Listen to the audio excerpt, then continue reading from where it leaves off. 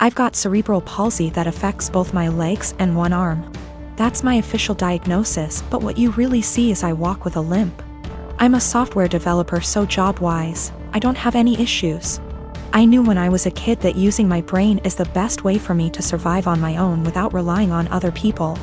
I haven't had the chance to get my driver's license, but according to therapists and doctors that shouldn't be an issue. That's the background about me. My girlfriend and I have been together for a year. We met back in April 2020 of last year, and we decided to get together in May 2020. I told her about my disability before then, but she wanted to try and make it work. We video call on Discord every day, almost always when we're awake, and recently we've been going on dates. She's more than happy to lend me an arm, and she notices things about me that even I miss myself. Outside of my family, she's the most loving and caring person I know, and she's my motivation to do better and improve myself. Honestly, I never thought I could find someone I trusted enough to share my more negative thoughts and problems. I always tried to seem happy so I don't worry others. The emotional support she gives me is really irreplaceable. The problem is scared that, in the future, she will have to take care of me, or most of the work will fall onto her. To make matters worse, her mom has been telling her for the past few weeks to break up with me because she can find better, and she doesn't want her to have the burden of caring for me. She's also really afraid that I will get arthritis early due to my cerebral palsy, and if that happens, a lot is going to be on her. I've tried doing things like stretches and exercises to maintain and improve my muscle tone, but she is still afraid I'll get worse. I'm an introvert, I don't know a lot of people, and honestly, I don't even know the options I've got to look at. I want to prove that I can be independent and that if things do go wrong, it won't just be on her. I'm in Ontario, Canada.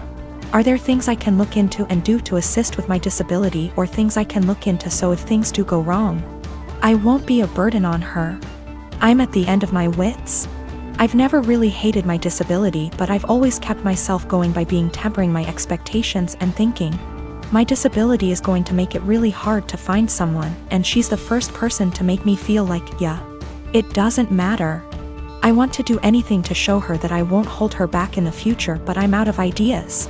Is there anything I can do? I don't want to worry anyone I'm with these issues, but I'm at the end of my wits.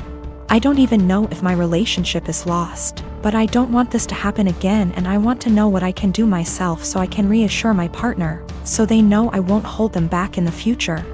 I don't know if there are things I can look into to better plan my future so it's not a concern for my partner. The worst part is, I've always thought my disability doesn't matter. But with all of this happening, it's really hard to convince myself otherwise. My 7-year-old daughter's doing virtual school in our living room recently. I heard her teacher address a girl named Kelly a few times, which stuck out to me because my daughter's class is only about 15 kids and I know them all by this point in the year. A couple times more and I realized she was calling my daughter Kelly. My daughter's name is Keely, pronounced Keely. So after school was over, I asked her if that had been happening all year in this teacher's class, and she said it had, and it really annoyed her. I asked her why she hadn't corrected the teacher if it annoyed her so much, and she said she had repeatedly at the beginning of the year, but the teacher kept calling her Kelly, so eventually she gave up on reminding her. I sent the teacher a quick email explaining the misunderstanding but got no response. This teacher teaches a special subject, think music, gym, art, or language, not just one grade level.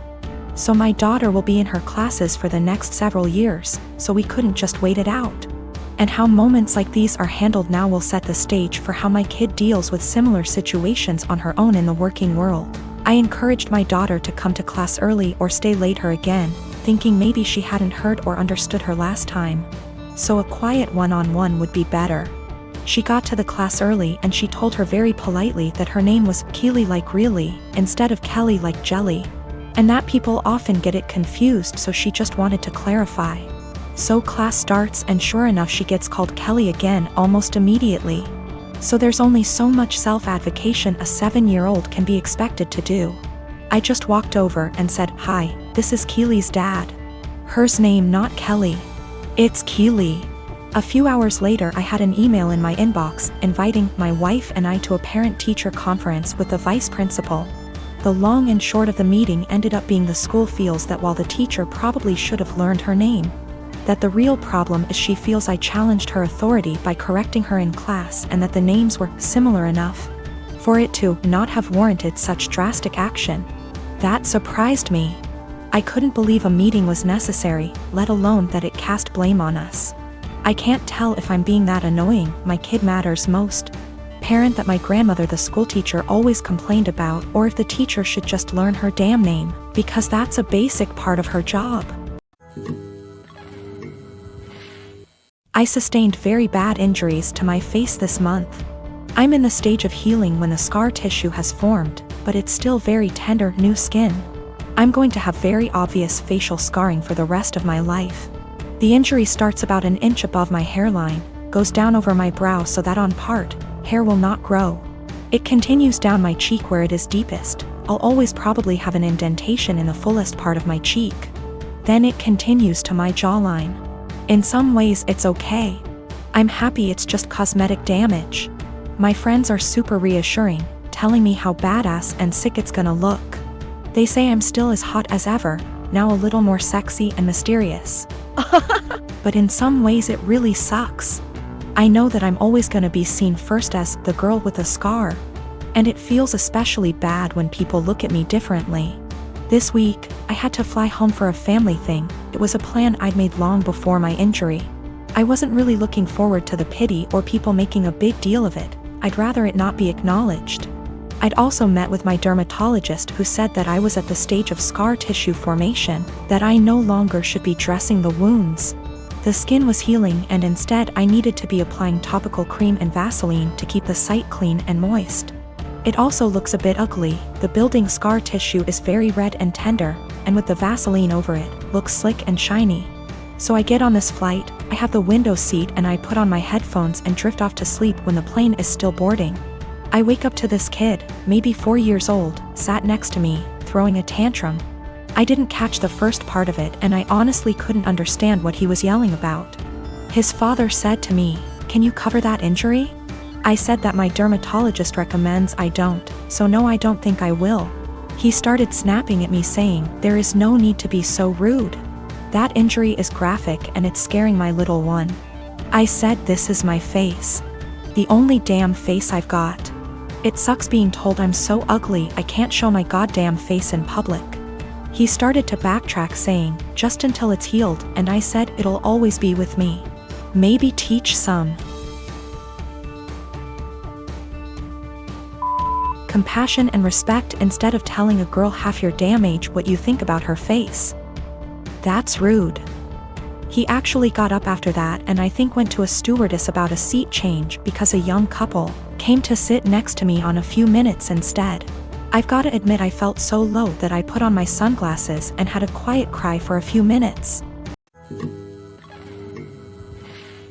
I manage a team of employees in a very specialized industry.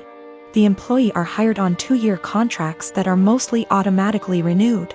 Salaries are fixed for the duration of the contract, but raises are negotiated at time of renewal. There are no non-competes. I have one employee, Sarah, who requested a meeting with me last week to discuss a possible raise. I informed her that it is a little early as her contract won't expire until Jan, and I would be happy to discuss it in November. She told me she would like to discuss it now as her current salary does not reflect the amount of work she is doing. So I set up a meeting with her on Friday and told her I will hear her out. To her credit, she gave well-thought-out presentation listing the average salary in her field, the extra responsibilities she had to take on, and the extra revenue she was able to generate, etc. In the end, she asked for a 19% raise to stay on. This was a substantial jump, but I thought she made some good points and, with inflation being what it is, I can sell it to the managing partner that we are locking down a good employee for 2 more years. After the presentation, I told her I will just approve the raise and talk to the managing partner about starting her new contract early.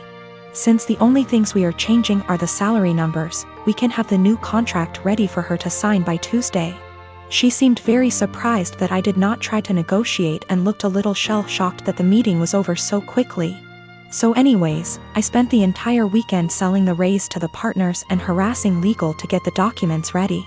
However, when I gave her the documents to sign this morning, she asked for another meeting to discuss salary. She informed me that after doing more research over the weekend, her pay is still not reflective of all the work she is doing. At this point I got pretty annoyed and told her that we can discuss in 2 years. I thought that was the end of it, but after lunch she came to my office with 3 offers letters she received from our competitors. One in our city with a salary that is 2 to 3% higher, and 2 from other states that are 8 to 9% higher. She asks for the new salary to at least match the competitor in our city to stay. At this point I got very frustrated and told her that she is now free to work for our competitor, because her contract with us will not be renewed. She called me in and left crying, immediately telling all her coworkers that I fired her for asking for a raise, which obviously caused quite an uproar. My wife thinks that I am the because I could have just said no. She probably had the other offers for a while and was never going to actually leave. She recommended that I offer her back the new contract. Anyways, I am contemplating going back to the office tomorrow and offering Sarah her new contract again. But I just felt like the relationship between us is ruined after this whole situation. Her currently contract is negotiated 2 years ago, which is why there is a discrepancy in pay with the current offers. There are also a lot of reasons for differences in salary even within the same city. Perhaps less PTO, maybe more responsibilities, maybe they lock them in the contract for 3 years instead of 2. Which is happening more and more now. Maybe they have a non-compete, or maybe they are better. I can't say. Her contract expires Jan, so she has plenty of time left at the company if she wants to finish out. Sarah is WFH today, so I sent her an email apologizing for overreacting yesterday, and informing her that she is an important member of our team and that I worked really hard to get her the raise she initially requested. The new offer still stands provided she return the signed contract to me today before 5 p.m. I would be happy to execute it immediately and get her sorted out before the next payment period. She emailed back also apologizing for her reaction yesterday and said that she enjoyed working here and feels like she really has an opportunity to grow. But she then ended the email asking if I would still be willing to reconsider upping the offer to match her other offer.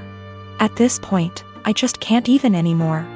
I basically ignored her email, and at 5:01 p.m. with no signed contract from her, I sent an email to the managing partner I was talking to all weekend.